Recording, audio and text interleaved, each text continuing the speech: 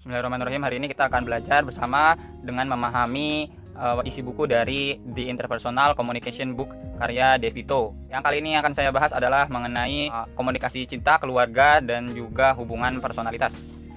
Yang pertama, kita akan membahas gaya dalam bercinta dan personalitas.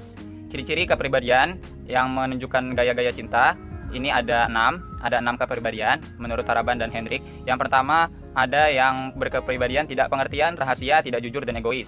Yang kedua, ada yang jujur, setia, dewasa, peduli, penuh kasih dan pengertian. Yang ketiga, cemburu, posesif, terobsesi, emosional, dan tergantung. Yang keempat, seksual, menyenangkan, penuh kasih, bahagia, optimis. Yang kelima, berkomitmen, memberi, peduli, rela berkorban, dan mencintai. Yang keenam, berorientasi keluarga, perencanaan, hati-hati, pekerja keras, dan prihatin. Lalu yang kita akan bahas selanjutnya adalah pendekatan terhadap proses perkembangan ini sebagaimana memiliki 3 tahapan. Jadi ada 3 tahap pendekatan dalam hubungan cinta. Yang pertama ada eros, mania, dan ludus, yaitu yang berarti ketertarikan awal. Yang kedua ada tahap storge, yaitu hubungan saat berkembang. Dan yang ketiga adalah pragma, ikatan saat hubungan berkembang. Kita akan lebih memperdalam lagi mengenai cinta dan komunikasi. Bagaimana Anda berkomunikasi ketika Anda sedang jatuh cinta? Nah, biasanya kita akan melakukan juga hal-hal yang non-verbal. Menurut penelitian, kita biasanya akan melebih-lebihkan kebajikan kekasih dan meminimalkan kesalahannya. Kita akan berbagi emosi dan pengalaman, lalu berbicara dengan lembut dengan tingkat kesopanan ekstra satu sama lain. Lalu ada sarana yang paling sering digunakan untuk menyampaikan cinta. Kalau dari zaman dulu, yang biasa kita sering pakai adalah tatap muka sampai zaman sekarang. Tapi di zaman sekarang juga bisa menggunakan media sosial atau telepon gitu. Jadi bisa melalui telepon, WhatsApp, pesan instan, SMS, posting Facebook, Instagram, dan sebagainya. Bisa juga dengan menulis caption "Kami jatuh cinta" di akun sosial media masing-masing. Secara nonverbal, kita juga akan mengkomunikasikan cinta. Misalnya yang paling jelas adalah tatapan mata yang fokus. Itu adalah indikator yang paling jelas bahwa seseorang itu menunjukkan perasaannya. Kita juga akan menampilkan isyarat afiliasi, tanda-tanda yang menunjukkan kita mencintai orang lain, termasuk angkukan kepala, gerak tubuh, badan yang condong ke depan, yang berbeda saat berhadapan dengan orang lain. Lalu kita juga akan membahas dan mendalami mengenai cinta, budaya, dan gender. Seperti persahabatan, cinta sangat dipengaruhi oleh budaya dan gender. Itu benar. Lalu anggota budaya individualis, misalnya Eropa Barat, cenderung menempatkan penekanan lebih besar pada cinta romantis dan pemenuhan individu. Anggota dari budaya kolektivis cenderung menyebarkan cinta mereka melalui jaringan besar kerabat. Jika dibandingkan dengan rekan-rekan cinta mereka, pria Amerika mendapat skor lebih tinggi daripada cinta ludis dan agapik, dan lebih rendah daripada cinta erotis dan pragmatis. Pria Amerika juga cenderung memandang kepuasan emosional sebagai hal yang penting untuk pemeliharaan hubungan. Menurut Fraser dan Thoromorn. Lalu kita akan membahas mengenai jenis kelamin dan cinta. Jenis kelamin juga mempengaruhi cinta. Dalam sastra, biasanya perempuan dan laki-laki digambarkan bertindak sangat berbeda ketika jatuh cinta, menjalin cinta, dan mengakhiri hubungan cinta. Seperti Lord Byron memasukkannya ke dalam Don Juan karyanya, yang mengatakan cinta pria adalah kehidupan pria yang terpisah atau seluruh keberadaan seorang wanita. Lalu kita akan membahas mengenai hubungan keluarga. Yang pertama adalah karakteristik keluarga. Semua hubungan primer dan keluarga memiliki beberapa kualitas. Nah, di sini kita akan mengetahui ciri-ciri lebih lanjut dari jenis hubungan. Jadi ada beberapa jenis hubungan memiliki beberapa ciri-ciri. Yang pertama, peranan ditentukan, lalu ada pengakuan tanggung jawab, dan juga ruang hidup bersama. Yang pertama, peran yang ditentukan. Banyak pasangan heteroseksual membagi peran mereka secara tradisional dengan laki-laki sebagai pencari nafkah utama dan orang pemeliharaan, dan wanita, maksudnya ini memelihara keluarganya sebagai kepala keluarga, dan wanita sebagai juru masak utama atau sebagai pembantu rumah tangga. Ini kata DeVito ya. Lalu DeVito juga mencantumkan pernyataan dari Claude Peplau dan Peplau. Kalau kata mereka di kalangan gay dan lesbian, peran jernih dan stereotip pria dan wanita tidak ditemukan. Mereka tidak sesuai dengan peran tradisional maskulin dan feminim. Lalu pengakuan terhadap tanggung jawab. Anggota keluarga melihat diri mereka sebagai yang memiliki kewajiban dan tanggung jawab tertentu satu sama lain. Misalnya individu memiliki kewajiban untuk saling membantu secara finansial. Ada juga yang emosional dan tanggung jawab. Sekarang tentang ruang hidup bersama gitu ya. Bisa juga disebut ruang perilaku yang terkait. Dalam budaya Amerika secara umum, orang-orang yang dalam hubungan interpersonal primer biasanya berbagi hal ruang hidup yang sama. Ketika ruang hidup tidak dibagi, situasi umumnya dipandang sebagai tidak normal atau sementara baik oleh budaya dan oleh individu yang terlibat dalam hubungan. Namun pria dan wanita tidak berbagi ruang hidup yang sama. Wanita itu dapat tinggal bersama anak-anak, sementara pria bersama sebuah pengaturan komunal. Lalu kita akan mengetahui ada beberapa jenis pasangan. Pasangan yang pertama adalah pasangan tradisional. Jika Anda adalah bagian dari pasangan tradisional, maka ciri-cirinya adalah cenderung mengambil pernyataan seperti ini. Yang pertama, Kita saling memberitahu betapa kita saling mencintai atau peduli. Yang kedua, kita makan makanan kita pada waktu yang sama setiap hari. Dan yang ketiga, seorang wanita harus mengambil nama belakang suaminya saat menikah. Itu pasangan tradisional. Lalu yang kedua, ada pasangan mandiri. Pasangan mandiri ini menekankan kepribadian mereka. Hubungan itu penting, tetapi tidak pernah lebih penting daripada identitas individu setiap orang. Meskipun independen, menghabiskan banyak waktu bersama, mereka tidak melakukan ritual itu. Misalnya dengan jadwal khusus tertentu harus bersama, harus makan bareng, harus pergi kemana di jadwal tertentu. Lalu yang ketiga, ada jenis pasangan yang melakukan separasi pilihan. Jika Anda tipe ini, lebih cenderung setuju dengan pernyataan seperti ini. Jadi ciri-cirinya adalah dilihat dari pernyataan. Yang pertama, jika saya dapat menghindari perdebatan tentang beberapa masalah, maka masalahnya akan hilang gitu. Atau orang yang lagi bermasalah dengan kita akan hilang. Yang kedua, lebih baik menyembunyikan perasaan yang sebenarnya untuk menghindari menyakiti pasangan Anda. Dan yang ketiga, di rumah kami menjaga jadwal waktu harian yang cukup teratur. Yang keempat, ada pasangan terpisah, jenis pasangan yang terpisah. Hidup bersama, tetapi memandang hubungan mereka lebih sebagai masalah kenyamanan daripada hasil saling cinta atau kedekatan mereka. Mereka sepertinya punya sedikit keinginan untuk bersama, dan pada kenyataannya biasanya bersama hanya pada fungsi ritual seperti waktu makan atau kumpul-kumpul, liburan, jalan-jalan, seperti itu ya. Lalu kita masih membahas tentang jenis keluarga. Kita akan mengetahui orientasi keluarga. Jadi menurut DeVito ada 2 orientasi keluarga. Yang pertama, orientasi kesesuaian, mengacu pada tingkat anggota keluarga, mengungkapkan sikap, nilai-nilai yang serupa atau berbeda dan keyakinan. Yang kedua, ada orientasi percakapan, mengacu pada sejauh mana anggota keluarga dapat diucapkan pikiran mereka. Lalu kita akan mengetahui 4 jenis keluarga yang dengan mempertimbangkan 2 orientasi tadi, orientasi kesesuaian dan percakapan. Jadi ada 4 jenis keluarga. Yang pertama, keluarga konsensual, tinggi dalam percakapan dan tinggi dalam kesesuaian. Lalu yang kedua, keluarga pelindung, tinggi dalam kepatuhan dan rendah dalam percakapan. Yang ketiga, ada keluarga majemuk, rendah dalam konformitas dan tinggi dalam percakapan. Dan yang keempat, ada keluarga laissez-faire, rendah dalam konfirmasi dan rendah dalam percakapan. Jadi itu dari orientasi kesesuaian dan percakapan. Selanjutnya kita akan mempelajari tentang pola-pola dalam keluarga. Yang pertama, ada pola kesetaraan. Pola ini dapat lebih terlihat di antara pasangan sesama jenis daripada pasangan lawan jenis. Dalam pola kesetaraan, setiap orang berbagi secara setara dalam transaksi komunikasi. Peran yang dimainkan masing-masing sama. Jadi menurut DeVito, sulit ditemukan di pasangan yang heteroseksual. Lalu yang kedua, ada pemecahan seimbang. Dalam pola pemecahan seimbang, hubungan kesetaraan dipertahankan, tetapi setiap orang memiliki otoritas atas domain yang berbeda. Setiap orang dipandang sebagai ahli atau pembuat keputusan di berbagai bidang masing-masing. Lalu yang ketiga, ada pola monopoli. Dalam pola ini, satu orang dipandang sebagai otoritas. Orang ini lebih banyak mengajari daripada berkomunikasi.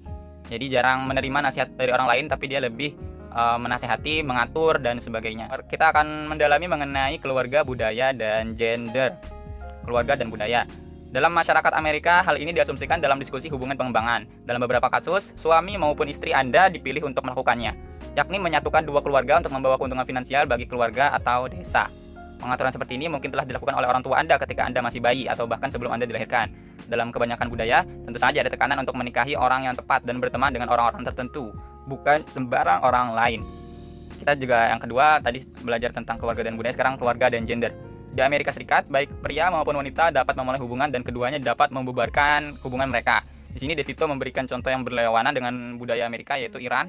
Di sisi lain, hanya pria yang memiliki hak untuk membatalkan pernikahan dan tidak harus memberikan alasan apapun.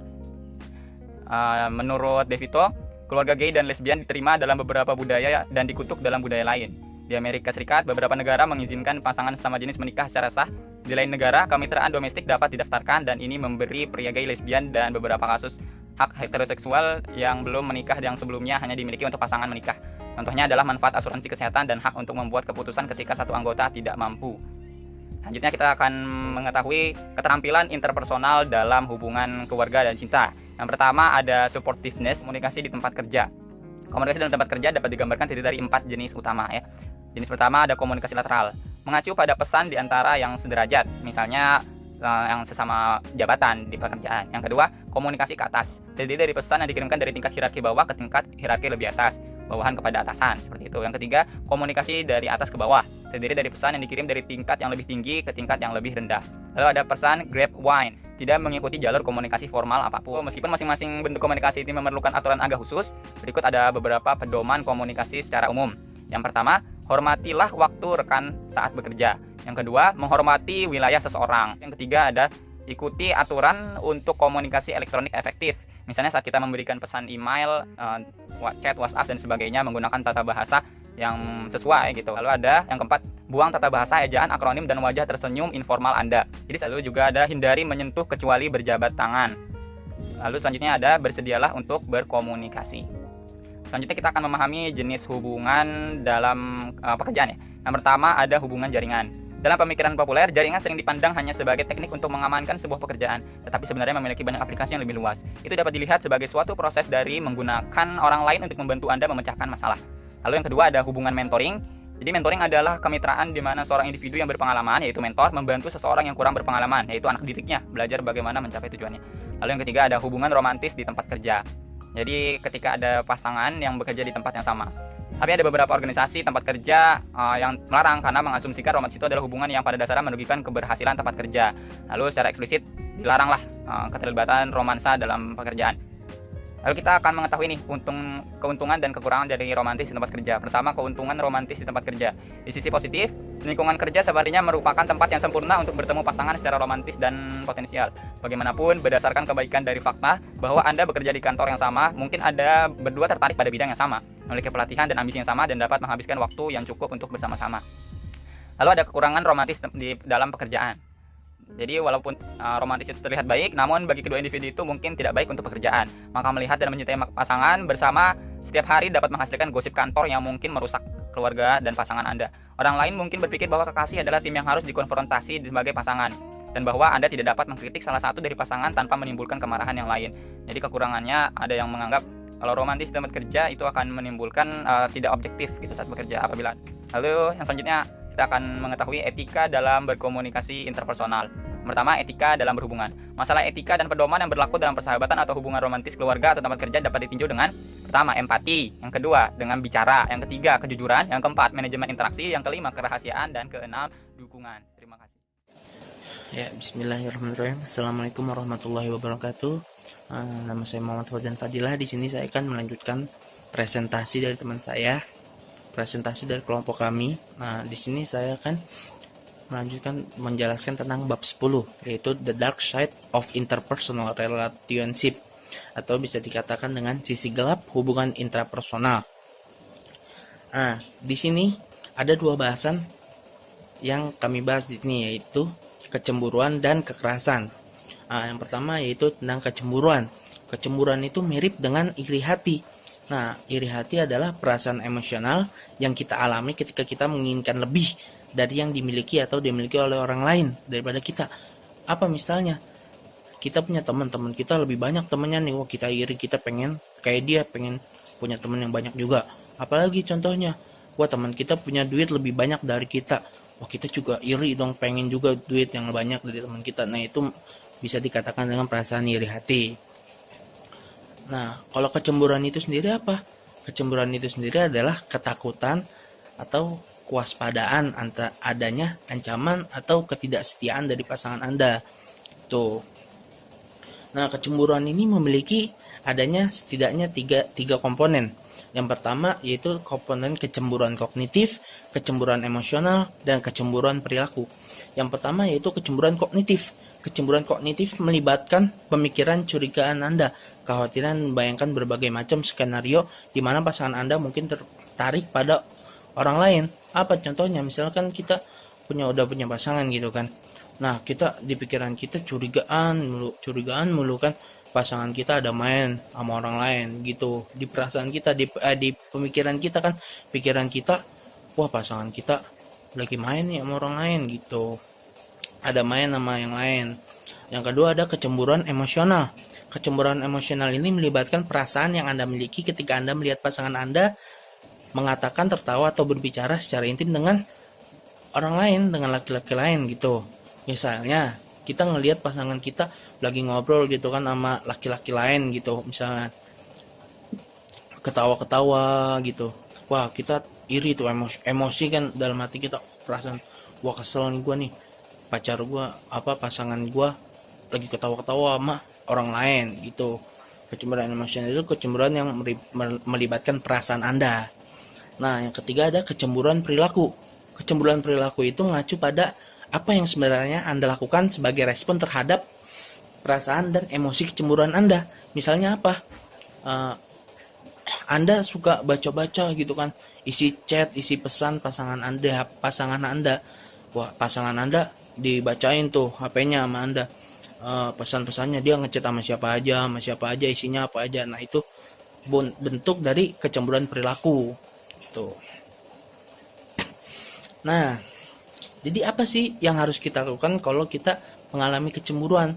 Nah, kamu boleh melakukan dengan mengekspresikan ketidaksenangan Anda secara nonverbal. Misalnya, menangis atau menyatakan sakit hati. Yang kedua, mengancam.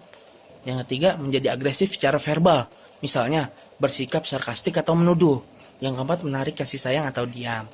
Nah, bahasan yang kedua yaitu tentang kekerasan.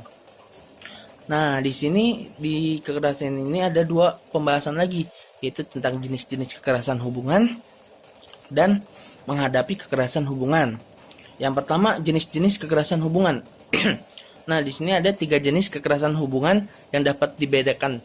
Nah, ada 3 jenis tuh. Yang pertama ada penganiayaan verbal atau emosional, yang kedua ada penganiayaan fisik, dan yang ketiga ada penganiayaan seksual. Nah, yang pertama pelecehan verbal atau emosional, mungkin termasuk mempermalukan Anda, terlibat dalam penyalahgunaan ekonomi, seperti mengendalikan keuangan atau mencegah Anda bekerja, dan atau mengisolasi, mengkritik atau membuntuti Anda. Nah, itu bisa dikatakan dengan pelecehan verbal atau emosional. Yang kedua ada pelecehan fisik, termasuk ancaman kekerasan serta mendorong, memukul, menampar, menendang, mencekik, melempar barang ke arah Anda, dan merusak barang Anda. Yang ketiga ada pelecehan seksual, melibatkan sentuhan yang tidak diinginkan, tuduhan perselingkuhan seksual tanpa alasan, seks paksa, dan referensi kepada Anda dalam istilah seksual yang kejam. Nah, banyak penelitian yang telah mengidentifikasi tanda-tanda peringatan kekerasan hubungan. Misalnya, pasangan Anda udah mulai meremehkan, menghina, atau mengabaikan Anda. Yang kedua, udah mulai mengontrol bagian-bagian hidup Anda. Yang ketiga, cemburu tanpa alasan. Yang keempat, tidak bisa menangani frustasi seksual tanpa amarah. Nah, tanda-tanda ini mungkin menjadi peringatan gitu, bahwa pasangan Anda udah memperingati Anda bahwa pasangan Anda ini udah mulai akan adanya kekerasan hubungan dalam hubungan Anda. Tuh. Nah, bahasan yang kedua itu menghadapi kekerasan hubungan. Bagaimana cara menghadapi kekerasan hubungan? Jika pasangan Anda melakukan kekerasan, nah, Anda harus sadar bahwa Anda tidak sendirian. Ada orang lain yang juga menderita serupa, bahwa adanya kekerasan hubungan gitu. Yang kedua apa? Sadarilah bahwa Anda tidak bersalah. Anda tidak pantas menjadi korban kekerasan. Anda sadar bahwa Anda nggak bersalah dong atas pasangan Anda. Anda tidak pantas juga menjadi menjadi korban kekerasan. Yang ketiga, rencanakan keselamatan Anda. Nah, jika terjadi sekali, kemungkinan akan terjadi lagi, dan sebagian pemikiran Anda perlu dikhususkan untuk keselamatan Anda sendiri. Rencanakan keselamatan. Kalau pasangan Anda udah mulai kekerasan nih sekali, nah Anda harus mulai hati-hati tuh di situ, harus bisa merencanakan keselamatan Anda, bahwa kedepannya pasangan Anda bakal ngulangin kekerasan tersebut gitu. Yang keempat, ketahui sumber daya Anda, nomor telepon yang perlu Anda hubungi untuk meminta bantuan. Nah, kalau misalkan ya kita harus punya sumber daya. Misalkan kalau pasangan Anda udah mulai melakukan kekerasan nih, Anda telepon siapa? Orang tua Anda misalkan. Nah, Anda telepon siapa? Sahabat Anda, kakak Anda, abang Anda. Pokoknya yang Anda percaya bahwa dia bisa nyelamatin Anda gitu.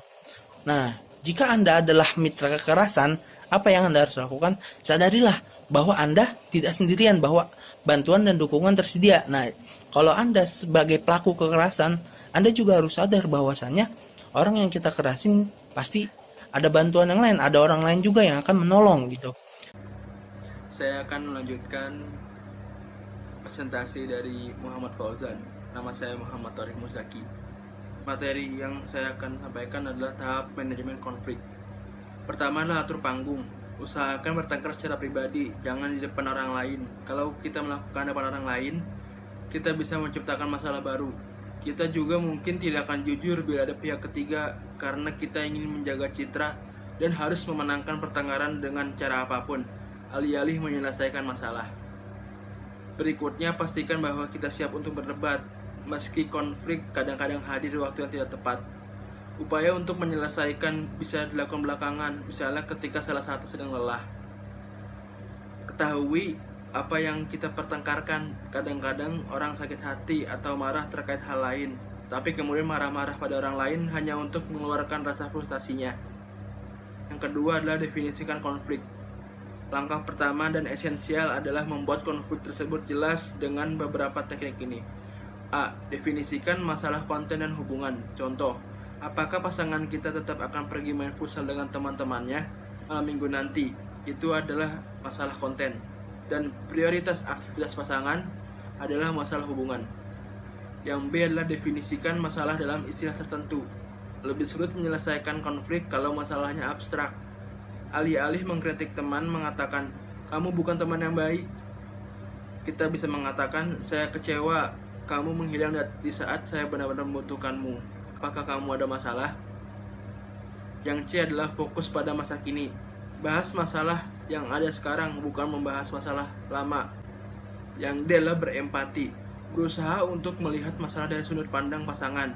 Contoh, mengatakan pada pasangan, saya mengerti kamu keberatan saya pergi dengan A, tapi saya sudah lama bersahabat dengan dia. Hindari membaca pikiran. Jangan berusaha untuk membaca pikiran orang lain. Tanyakan masalah untuk memahami persoalan dari sudut pandang mereka. Saya tidak mengerti kenapa kamu marah. Memangnya salah kalau saya tidak pergi sekali saja malam minggu ini bersama kamu, sehingga saya bisa menemani orang tua saya pergi nonton konser. Yang ketiga adalah memeriksa solusi yang memungkinkan. Masalah memiliki berbagai jalan keluar. Cari jalan keluar yang win-win, bukan yang win-lose. Contoh, A. Hobi main futsal bersama temannya di malam minggu, dan B. ingin menghabiskan waktu bersama A. Solusi yang win-win bisa jadi adalah B. menemani A untuk bermain futsal. Yang keempat adalah tes solusi. Pertama, tes solusi tersebut terkait dengan pikiran dan perasaan kita. Setelah kita memutuskan solusi, apakah solusi tersebut membuat kita merasa nyaman? Kedua, setelah solusi dilakukan, apakah bisa dilakukan? Kalau tidak, cari solusi lain. Contoh, apakah menemani pacar main futsal malam minggu sebagai solusi membuat kita merasa lebih baik? Kedua, setelah melakukannya, tanya lagi diri kita sendiri, apakah benar bahwa kita mau menemani pacar main futsal di malam-malam minggu berikutnya? Yang kelima adalah evaluasi solusi. Apakah solusinya bisa menyelesaikan masalah? Apakah situasinya sekarang lebih baik dibandingkan sebelum solusi tersebut dijalankan? Edward de Bono mengusulkan 16 Hats untuk melihat masalah dari berbagai perspektif. A. The fact hat. Contoh, alasan kenapa A tidak suka B jalan sama teman-temannya. Misalnya karena temannya suka mengajak B berbuat yang tidak baik. Selanjutnya adalah the feeling hat. Fokus pada emosi yang dirasakan. Misalnya apa yang A rasakan ketika B jalan sama teman-temannya, marah. Dan apakah yang dirasakan B ketika A melarang dia bertemu teman-temannya, itu kecewa. The negative argument hat. Lihat bagaimana masalah mempengaruhi hubungan dengan negatif. Misalnya, seberapa jauh hubungan akan memburuk kalau A tetap jalan bersama teman-temannya, atau kalau B terus melarang A jalan sama teman-temannya, apakah akan berakhir putus? D. The positive benefit hat. Kalau solusinya adalah B tetap jalan sama teman-temannya tapi tidak sering dulu, apakah keduanya sama-sama merasa puas? The creative new idea hat. Berfokus pada cara baru untuk melihat masalah, apakah ada solusi yang lain yang bisa ditempuh? The control of thinking hat. Membantu menganalisis apa yang sedang kita kerjakan, merefleksikan apa yang kita pikirkan. Apakah kita berfokus pada isu-isu tidak penting? Yang keenam adalah menerima atau menolak solusi. Kalau kedua pihak merasa senang dengan solusi, maka solusi tersebut bisa diterima sebagai solusi permanen. Kalau ada yang merasa tidak puas, maka cari solusi lain. Yang ketujuh adalah write it up atau menyimpulkan.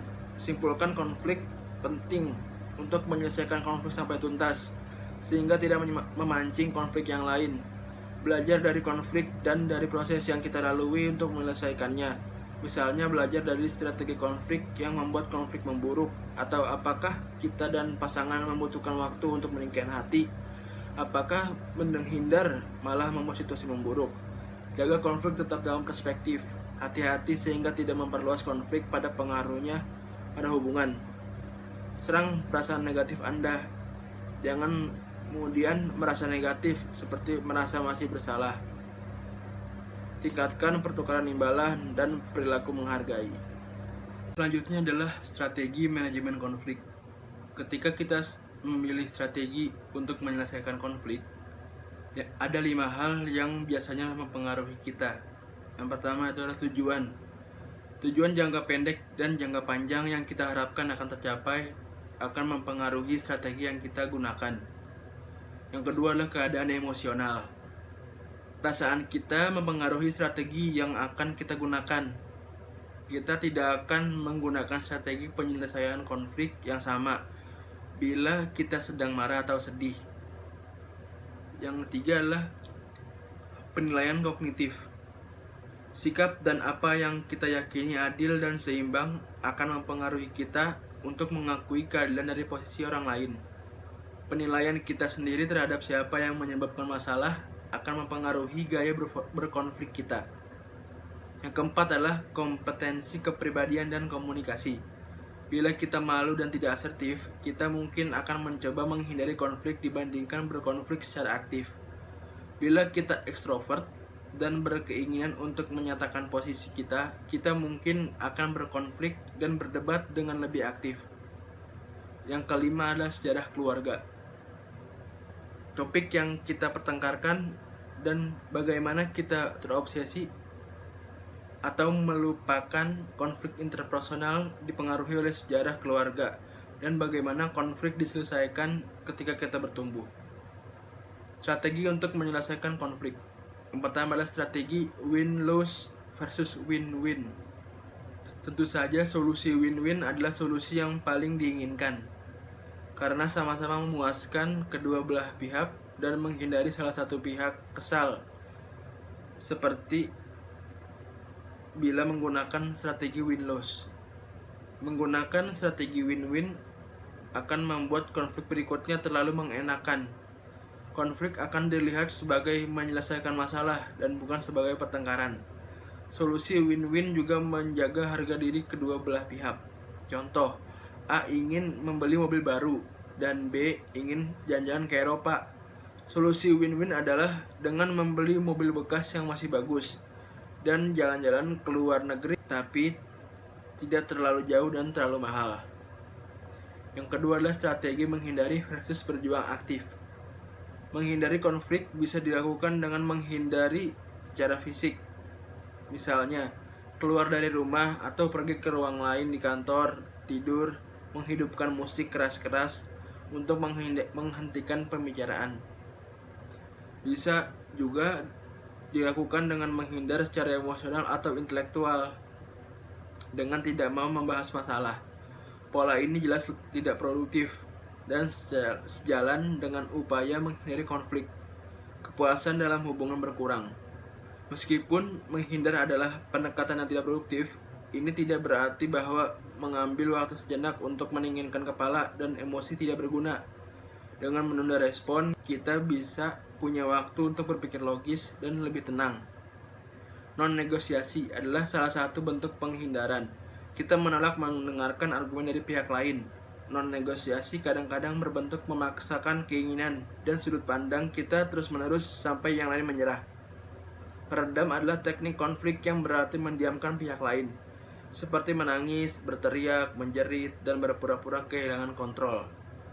Yang lainnya adalah reaksi fisik seperti sakit kepala dan sesak nafas.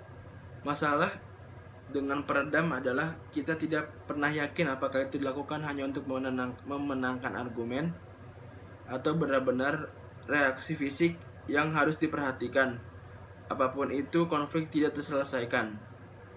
Pertempuran aktif sebaliknya dilakukan dengan menghadapi konflik secara aktif dengan berkomunikasi, baik aktif sebagai pendengar maupun pembicara, menyuarakan apa yang kita inginkan dan mendengar apa yang diinginkan partner. Kita juga bertanggung jawab terhadap apa yang kita rasakan dan pikirkan. Strategi kekuatan versus bicara. Ketika dihadapkan pada konflik, banyak orang tidak mau berfokus pada isu, malah menekankan posisi mereka dibandingkan orang lain, baik secara emosional maupun fisik. Ini bisa membentuk kekerasan fisik. Alternatif lain terhadap ini adalah bicara dengan terbuka, bersikap positif, dan empati. Ini cara untuk mendengar dan berbicara dengan lebih efektif dalam konflik. Bertindaklah sebagai pendengar, berpikir sebagai pendengar, matikan TV, stereo, komputer, dan hadapi orang tersebut dan fokus total pada apa yang dikatakannya. Pastikan kita mengerti apa yang dikatakan dan didasarkan orang lain. Caranya dengan bertanya atau parafrase. Nyatakan dukungan atau empati Anda, nyatakan pikiran atau perasaan Anda. Yang keempat adalah strategi face attacking versus face enhancing. Strategi face attacking dilakukan dengan menyerang wajah positif orang lain seperti mengkritiknya, atau wajah negatif seperti menuntut waktu atau sumber daya orang lain, sehingga kita mengabaikan otonominya. Bentuk strategi face attacking misalnya adalah bedlining, yang dalam tinju berarti kita tidak boleh meninju di bawah perut karena bisa mengakibatkan luka yang serius. Dalam komunikasi intrapersonal, kita tahu bedline orang lain, misalnya menyerang partner dengan mengatakan, "Kamu kan bodoh, pernah tidak naik kelas, tahu apa soal investasi." Bentuk lain dari strategi face attacking adalah blame, atau yaitu menyalahkan orang lain. Entah benar orang itu bersalah atau tidak, menyalahkan adalah bentuk penyelesaian konflik yang tidak produktif. Strategi face enhancing adalah tindakan yang mendukung wajah positif orang lain. Contohnya memuji senyum yang tulus, dan wajah negatif mereka misalnya memberikan space dan meminta bukan menuntut. Strategi yang mendukung citra diri orang lain dan mengakui otonomi orang lain hanya sopan, tapi juga lebih efektif dibandingkan menyerang wajah positif dan negatif mereka. Cara melakukannya, gunakan pesan yang meningkatkan citra diri seseorang, gunakan pesan yang mengakui otonomi seseorang, puji orang lain bahkan di tengah-tengah konflik. Buat beberapa tuntutan, hormati waktu orang lain, berikan ruang kepada orang lain terutama pada saat-saat konflik. Jauhkan pukulan dari area baseline. Hindari menyalahkan orang lain. Nyatakan rasa hormat pada sudut pandang orang lain meskipun itu sangat berbeda dengan Anda sendiri. Yang kelima adalah agresivitas verbal versus strategi argumentasi. Agresivitas verbal adalah strategi konflik yang tidak produktif, di mana seseorang berusaha untuk memenangkan argumen dengan menyebabkan orang lain sakit hati karena diserang konsep dirinya. Bentuk paling populer dari agresivitas verbal adalah menyerang karakter. Bentuk lainnya adalah menyerang kemampuan, latar belakang, dan penampilan fisik orang tersebut. Agresivitas verbal tidak membantu menyelesaikan konflik dan malah membuat orang yang menggunakannya kehilangan kredibilitas. Argumentasi berarti kesediaan kita untuk berdebat, untuk mempertahankan sudut pandang, kecenderungan kita untuk mengatakan apa yang kita pikirkan pada isu yang penting. Cara melakukannya, perilakukan ketika kesepakatan setuju mungkin. Hindari menyerang orang lain, bahkan jika ini memberi Anda keuntungan taktis. Menegaskan kembali rasa kompetensi orang lain. Hindari menyela, menekankan kesetaraan, dan menekankan kesamaan yang Anda miliki dengan orang lain. Karena kesamaan kita adalah satu hal, belum menyatakan perbedaan. Tunjukkan minat pada posisi, sikap, dan sudut pandang orang lain. Hindari menyampaikan argumen Anda terlalu emosional. Biarkan orang lain menyelamatkan muka. Jangan dipermalukan. Berdebat dengan sopan dan menghargai. Sebelumnya perkenalkan, nama saya Winarsi. Di sini saya akan melanjutkan presentasi dari teman saya yang sebelumnya. Saya akan membahas mengenai bab 12 tentang interpersonal power and influence. Pembahasan pertama yaitu mengenai prinsip power and influence. Power sendiri adalah kemampuan seseorang untuk mempengaruhi apa yang orang pikirkan atau kerjakan. Kita bisa memiliki power terhadap orang, yakni dengan mempengaruhi apa yang orang pikirkan dan lakukan. Sebaliknya, orang lain pun juga memiliki power terhadap kita, yang mempengaruhi apa yang kita pikirkan dan lakukan. Di sini akan saya jelaskan beberapa prinsip penting power dalam hubungan antar pribadi. Yang pertama ada some people are more powerful than others. Di negara seperti Amerika Serikat, semua orang dinilai setara di hadapan hukum. Setara dalam arti akses terhadap pendidikan, perlindungan hukum, maupun kebebasan berpendapat. Tapi tidak semua orang memiliki kesetaraan dalam hal-hal lain. Ada yang lahir dengan kesejahteraan yang baik, ada yang lahir dalam kehidupan keluarga yang berkekurangan, ada pula yang lahir sudah memiliki power, tapi yang lain juga tidak berkuasa. Lalu yang kedua ada power can be shared, yaitu ada beberapa yang berpendapat bahwa kekuasaan harusnya dilindungi. Membagikannya dengan orang lain hanya akan melemahkan kekuasaan. Karenanya mereka percaya. Misalnya contohnya itu seorang peneliti yang ingin mempertahankan kekuasaannya gitu, tidak membocorkan rahasia kesuksesannya itu pada asisten atau orang lainnya. Namun, yang lain pun berpendapat juga bahwa justru dengan membagikan power, dengan memberdayakan orang lain, power orang itu makin bertambah. Di sini ada beberapa strategi untuk memberdayakan orang lain. Yang pertama ada raise the person self-esteem, di mana di sini kita meningkatkan harga diri orang lain, yaitu dengan mencari-cari kesalahan orang lain, hindari keagresifan secara verbal dan kekasaran, lalu juga tidak berupaya menangkan argumen dengan taktik yang tidak benar, taktik yang tidak benar itu seperti yang hanya melukai orang lain saja. Lalu yang kedua ada be open, positif, empathic, and supportive. Di sini kita memperlakukan orang lain dengan penghargaan yang sama. Kita mendengarkan dengan aktif, penuh perhatian, karena dengan hal ini akan membuat orang menyadari kalau dia itu penting untuk kita. Lalu yang ketiga ada share skill and decision making, di mana kita di sini tidak mengontrol orang terus-menerus. Kita harus mengizinkan orang lain memiliki kebebasan untuk mengambil keputusan. Kita mendukung perkembangan mereka dalam berbagai bentuk, baik akademik maupun relasional. Lalu yang ketiga ada power can be increased or decreased.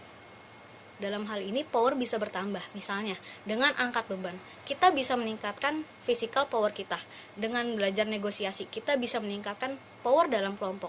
Dengan belajar komunikasi, kita bisa belajar persuasive power. Tapi power juga bisa berkurang.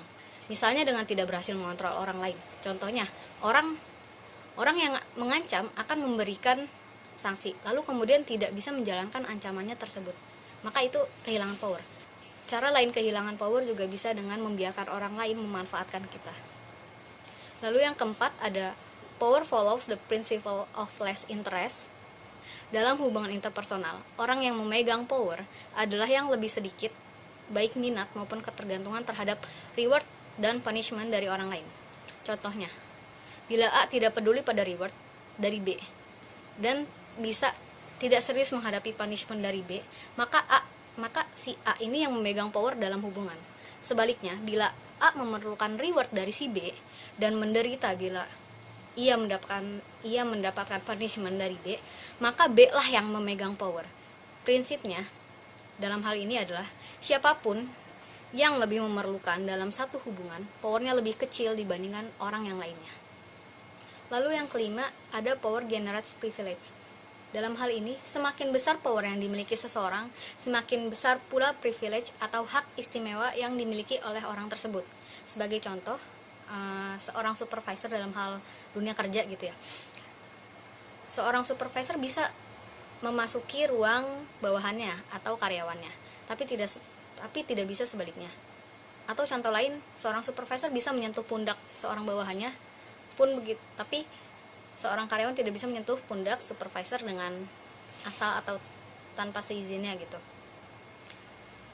Oh ya, dan orang yang memiliki power juga memiliki hak istimewa untuk memutuskan dan melanggar aturan. Lalu yang keenam ada power has cultural dimension. Kalau kita kilas balik kembali ke bab 2, power distance tergantung dari budaya. Di beberapa budaya, laki-laki memiliki power yang lebih besar dibandingkan perempuan. Karena ini disebabkan laki-laki lah yang mencari uang gitu.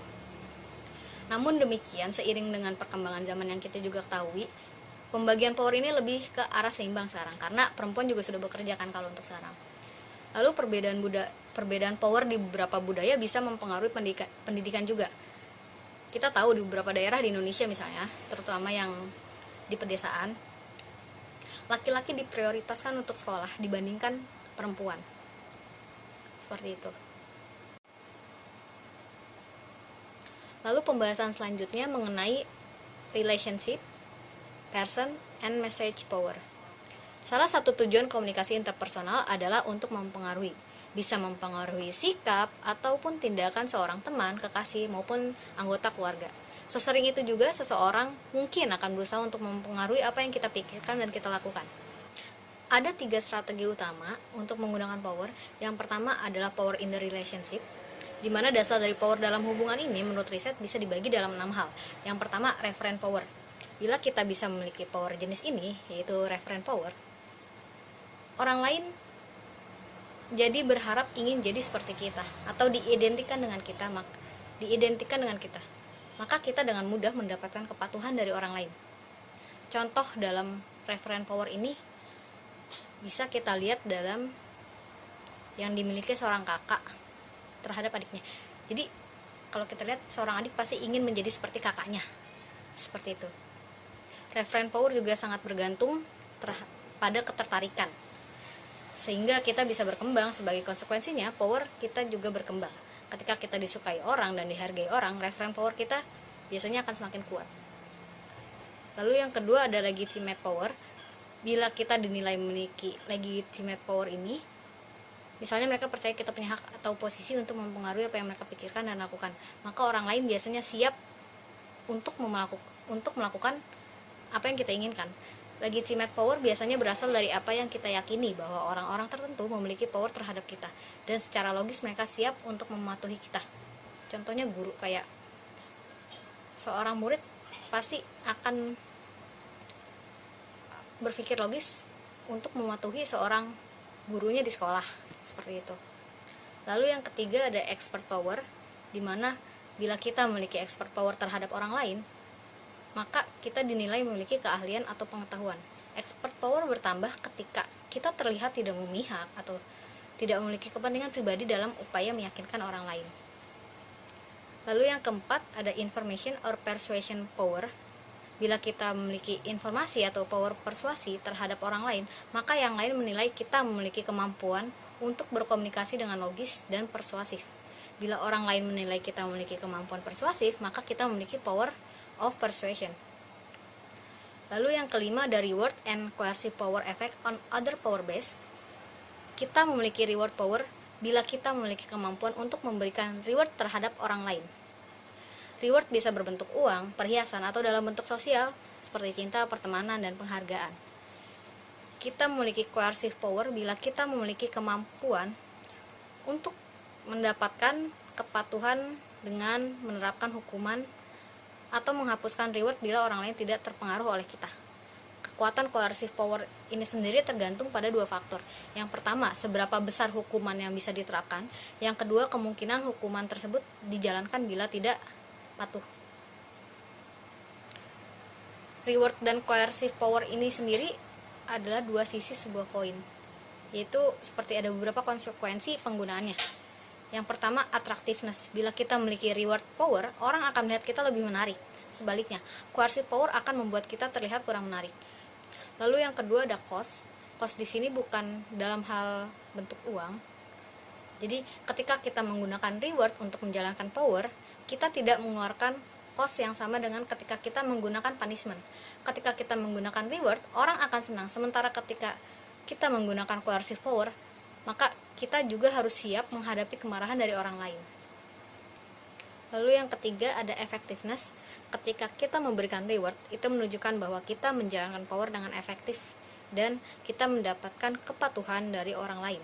Sebaliknya, ketika kita menjalankan punishment, itu menunjukkan bahwa kita tidak efektif dalam menggunakan coercive power dan tidak ada kepatuhan sebelumnya. Lalu yang keempat ada effect on other power base. Ketika kita menggunakan coercive power, basis power yang lain menghilang. Karena ini menjadi efek bumerang ketika kita diterapkan. Orang yang menjalankan coercive power dilihat sebagai tidak cukup ahli, legitimate, dan tidak memiliki referent power. Lalu strategi kedua untuk menggunakan power ialah power in the person. Sebagian besar dari personal power kita ialah power yang terdapat dalam diri kita sebagai individu, tergantung pada kredibilitas yang kita miliki, tingkatan sejauh mana orang lain mempercayai kita dan mengikuti kita. Bila orang lain melihat kita kompeten dan berpengetahuan, memiliki karakter baik, karismatik, dan dinamis, mereka akan melihat kita kredibel. Sebagai hasilnya, kita akan lebih efektif mempengaruhi sikap, nilai, keyakinan, dan tindakan mereka. Terdapat 3 hal yang mempengaruhi power in the person ini. Yang pertama adalah kompetensi. Kompetensi kita adalah pengetahuan dan keahlian yang orang lain pikir kita miliki. Ini sama seperti expert dan information power. Semakin banyak pengetahuan dan keahlian yang orang lain pikir dimiliki oleh kita, maka semakin besar kemungkinan mereka percaya terhadap kita. Lalu yang kedua ada karakter. Orang akan melihat kita kredibel bila mereka menilai kita memiliki karakter moral yang tinggi, seseorang yang jujur dan bisa dipercaya. Orang merasa kita memiliki tujuan yang baik bagi mereka. Lalu yang ketiga ada karisma. Karisma di sini adalah kombinasi kepribadian dan kedinamisan yang dilihat oleh orang lain pada kita. Bila kita dinilai ramah, menyenangkan, serta dinamis, maka kita akan dilihat bagi mereka itu kita akan dilihat lebih kredibel. Strategi ketiga atau strategi terakhir untuk menggunakan power ialah power in the message. Kita bisa mengkomunikasikan power sebagaimana kita mengkomunikasikan pesan seperti biasanya. Cara pertama adalah general verbal strategis. Ada 5 macam dalam general verbal strategis ini. Yang pertama dia ialah direct request, atau sebagai contoh kita meminta tolong diambilkan minum atau kita meminta tolong dipesankan ojek online. Lalu yang kedua bargaining atau promising. Bargaining or promising. Contohnya si A akan mengerjakan tugas bila si B bersedia berpresentasi di kelas gitu. Lalu yang ketiga ada ingratiation, di mana kita akan bersikap baik untuk mendapatkan apa yang kita inginkan. Contoh ada si A memuji si B, kamu pintar deh aritmatikanya. Sebenarnya pesan yang dimaksud si A ini ke si B, tolong dong kerjain tugas aritmatika aku gitu. Lalu yang keempat ada manipulation, di mana manipulation ini membuat orang merasa bersalah atau cemburu untuk mendapatkan apa yang kita mau. Lalu yang kelima ada threatening, yaitu memperingatkan orang lain tentang hal tidak menyenangkan yang mungkin terjadi bila kita tidak mendapatkan apa yang kita inginkan. Lalu cara kedua adalah specific language choice, yaitu menggunakan pilihan bahasa tertentu untuk menunjukkan power atau powerless. Seperti pertama, hesitation, keraguan-raguan membuat kita terdengar tidak siap dan tidak yakin. Kedua, intensifiers, terlalu banyak intensifier itu yang membuat semua terdengar sama dan tidak menekankan pada hal tertentu. Ketiga, disqualifiers, yaitu menunjukkan tanda kurang kompeten dan merasa tidak yakin. Lalu keempat, take question, meminta persetujuan orang lain dan menunjukkan tanda bahwa kita sendiri pun tidak yakin gitu. Yang keberapa tadi? Udah keempat. Kelima, self critical statement, yaitu menunjukkan kekurang percayaan diri dan membuat publik jadi tahu kekurangan kita tuh itu gitu. Lalu yang terakhir adalah slang and vulgar expression, atau ekspresi yang vulgar dan menggunakan kalimat-kalimat yang tidak sesuai gitulah. Cara ketiga ialah non-verbal message, di mana komunikasi nonverbal bisa menentukan bagaimana kita membujuk dan mempengaruhi orang lain. Sebagai contoh, seseorang yang mengenakan seragam seperti dokter, polisi, lebih berpengaruh terhadap orang lain dibandingkan orang yang tidak berseragam. Komunikasi nonverbal seperti anggukan, ekspresi wajah, gestur membantu kita mengekspresikan kepedulian kita terhadap orang lain dan interaksi. Dan dengan demikian membuat kita berkarisma. Lalu cara keempat atau yang terakhir ialah listening. Sebagaimana kita mengkomunikasikan power dan otoritas melalui kata-kata dan ekspresi nonverbal, kita juga mengkomunikasikan power melalui listening atau pendengaran. Melalui mendengar kita mengkomunikasikan pesan kepada orang lain.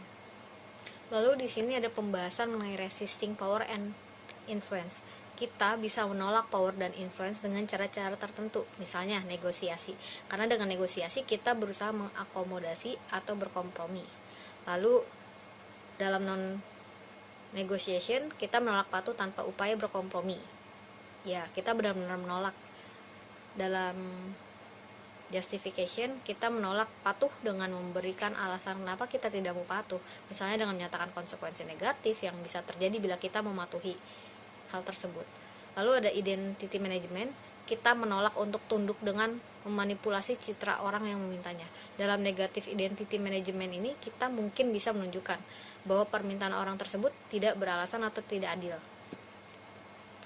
Lalu pembahasan terakhir dalam bab 12 ini ialah misuse of power and influence. Power bisa digunakan untuk kebaikan, tapi bisa juga digunakan secara egois dan tidak adil. Pertama ialah sexual harassment. Salah satu bentuk penyalahgunaan power adalah pelecehan seksual di tempat kerja. Pelecehan seksual didefinisikan sebagai bentuk kontak seksual yang tidak dikehendaki, permintaan untuk melakukan sesuatu yang terkait seksual, dan tindakan fisik maupun verbal terkait seksual yang mempengaruhi kerja individu lain atau yang membuat intimidasi dan sikap ofensif di tempat kerja. Bentuknya bisa sesederhana bercanda tentang seks sampai pada tindakan fisik. Lalu yang kedua adalah bullying, di mana bullying adalah perilaku yang telah menjadi pola atau kebiasaan, dan hal ini sering terjadi berulang kali. Di taman bermain, intimidasi seringkali melibatkan pelecehan fisik. Di tempat kerja, intimidasi pada umumnya adalah verbal. Sebagai contoh, tipe-tipe bullying di tempat kerja itu kan menggosipkan seseorang, karyawan lain, atau memperlakukan orang lain sebagai inferior, mengecualikan anggota dari fungsi sosial, penghinaan verbal, dan lain sebagainya. Lalu yang ketiga ada power plays. Power plays adalah pola tindakan yang dilakukan berulang-ulang oleh seseorang untuk memanfaatkan orang lain. Ada beberapa jenis power plays, salah satu bentuknya adalah nobody upstairs. Artinya orang tersebut menolak mendengarkan permintaan kita, terlepas dari berapa kali kita memintanya. Salah satu bentuk yang paling jamak adalah menolak untuk dijawab tidak. Lalu bentuk lainnya adalah you owe me. Di sini orang lain melakukan sesuatu untuk kita, lalu meminta kita membalasnya. Mereka mengingatkan kita apa yang pernah lakukan. Lalu bentuk lainnya lagi adalah you gotta be kidding. Terkesan tidak serius, tapi ini menunjukkan bahwa dia berupaya menjatuhkan ide atau opini kita. Ada beberapa cara untuk merespon terhadap power play. Salah satunya adalah dengan mengabaikan power play seseorang dan mengakui kepemimpinan dari orang lainnya. Yang lainnya adalah melihat power play sebagai sesuatu tindakan yang terisolasi dan bukan sebagai pola tindakan berulang. Contohnya bila orang menunjukkan power play dengan masuk ruangan tanpa mengetuk, kita bisa katakan, jangan masuk ruangan saya tanpa mengetuk terlebih dahulu. Lalu ada pendekatan yang lain dengan respon yang kooperatif dengan menyatakan perasaan kita, bahwa kita marah, terganggu oleh tindakan orang itu. Menyatakan tindakan yang membuat kita keberatan, jelaskan dengan bahasa yang deskriptif dan bukan evaluatif, tindakan yang membuat kita tidak nyaman. Lalu ada pendekatan lainnya dengan menyatakan respon kooperatif yang membuat kedua pihak bisa melanjutkan hubungan dengan nyaman. Katakan pada orang tersebut dengan nada yang kooperatif, misalnya, saya ingin kamu berhenti mencela ide saya. Jadi itu dia penjelasan mengenai bab 12 tentang interpersonal power and influence. Semoga apa yang disampaikan mudah dimengerti dan bermanfaat untuk semuanya. Kurang lebihnya mohon maaf dari kelompok 5. Wabillahi taufiq wal hidayah. Wassalamualaikum warahmatullahi wabarakatuh.